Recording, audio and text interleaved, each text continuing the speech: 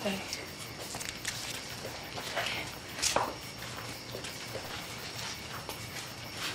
Kit, kinabi ka. Saan ka ba galing? Sa labas lang po, nagpahangan lang po ako saglit. You look exhausted. Magpahinga ka na. At saka magpalit ka ng damit. Dumi-dumi mo. Mamaya na lang po siguro. Bro, tita, kailangan ko na pong kausapin si tatay. Ayoko na pong lumala yung away naming dalawa eh. Magsusorry na po ako sa kanya. I don't think that's a good idea, Kit. Hindi pa ready si Gani na kausapin ka. Masamang-masama pang loob ng tatay mo sa'yo. Tita, kaya ako nga po siya kakausapin eh. Para po mag-ceasefire na kaming dalawa. Para maayos na po namin. Magsusorry na po ako sa lahat ng mga kasalanan na gawa ko. Tita, stress na po ako. I understand, Iya. Pero hindi makakatulong kung pipilitin mo ang tatay mo. Baka lalo lang kayong magka-conflict at lalo lang lumala ang away ninyo. Alam mo, if I were you, palamigin mo muna ang galit ng tatay mo. Saka mo na siya kausapin para ready na siya. Ha? Sige na. Pahinga ka na.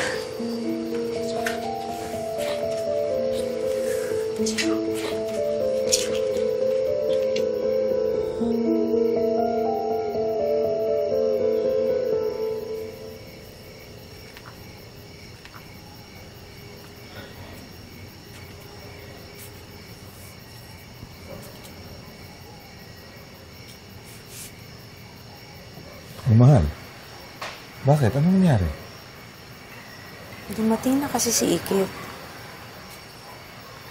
Nag-request ako sa kanya na kausapin ka para magkaayos na kayo.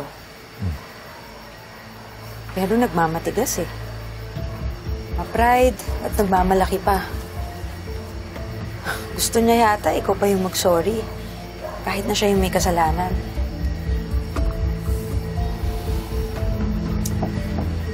Hindi ko na alam kung anong nangyayari dyan kay Ikit. Hindi kami yung dating ganyan eh. Dati nga, pagka parang kami ng problema niyan eh, nag-uusapan namin kaagad para ma-resolve. Bakit kaya parang ngayon eh, parang ayaw akong kausapin. Pero paano namin ma-resolve ang problema kung iniiwasan niya ako? Mahal, malaki na siya. Dapat maging mature na siya na i-accept kapag may mga mali siyang nagawa. So, pabayaan mo na lang muna siya. Kapag nagkaroon na siya ng courage na lapitan ka at i-admit ang mga mistakes niya, then, kausapin mo na siya.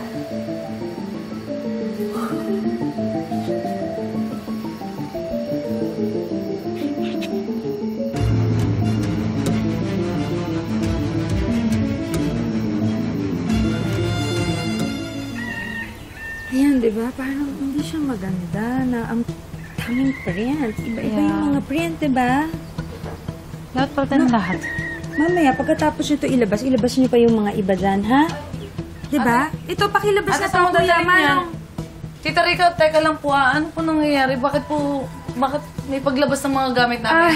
Ikit, I've decided na i-redecorate itong house kasi di ba dito na kami titira?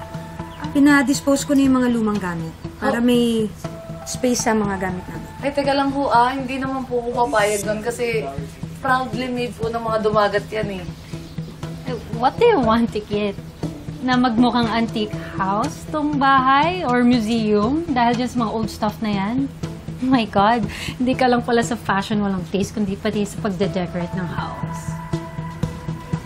Ilabas niyo pa yung iba pang mga sinabi ko kanina na ipapadispose ko. Teka lang. Ate, isoli mo yung mga gamit namin dito. Wala kayong karapatan tanggalin yung mga gamit namin dito, ha? Sige!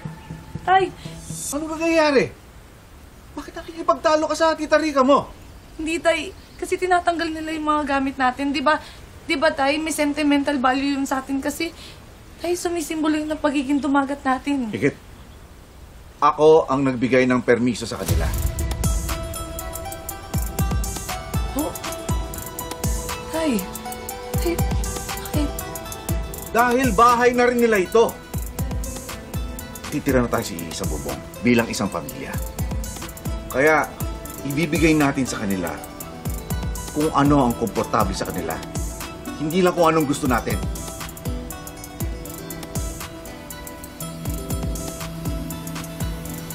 Kit, huwag mo nang uulitin na pinagtatakasan mo ng boses ang tita Rika mo.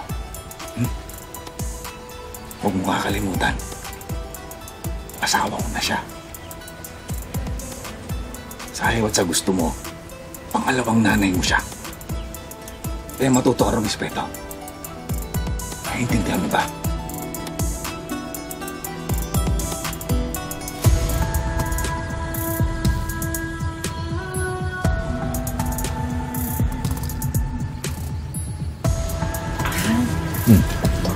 Mas maganda siguro bawasan na natin ito para hindi masyadong overwhelming. Medyo mas plain yung wall. Hindi masyadong magulo tignan. Ganda.